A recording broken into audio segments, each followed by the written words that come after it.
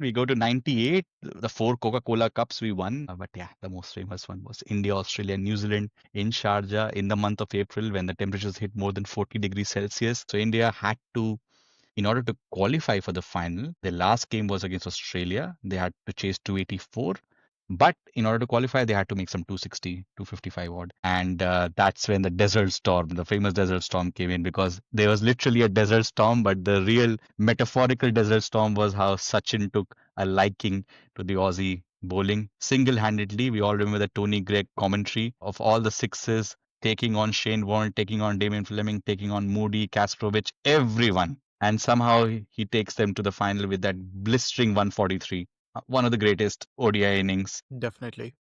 He had a spectacular year, but even in that spectacular year of almost making 2000 runs, that was the innings. But then, okay, I can top it up 2 days later on his, I think it was his 25th birthday on 24th April 1998. Australia again batted first, I think made 272. And this time, Sachin backed it up 134.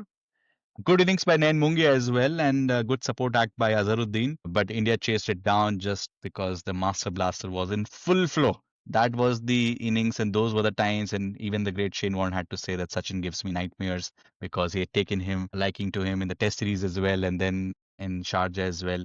I mean, if you ask an Indian cricket fan, especially who has seen Indian cricket team in the 80s, 90s, or later in 2000s, that Coca-Cola Cup and those 2 days 143 and 134, the Desert Storm, is etched in cricketing folklore of the world, if not Indian cricket. Yeah, that was the peak of Sachin Tendulkar, 1998. Most number of runs anyone has scored in a calendar year in ODI cricket. By the likes of it, I don't think that's a record that's going to be broken anytime soon. Shubman Gill came very close to breaking that a couple of years back, but we saw how far he still was. And 9 centuries that year, and so many against Australia. Not a weak attack for sure. So it was complete domination by Sachin. And Desert Storm somehow just captures everyone's imaginations, the kind of Yeah, shots he played.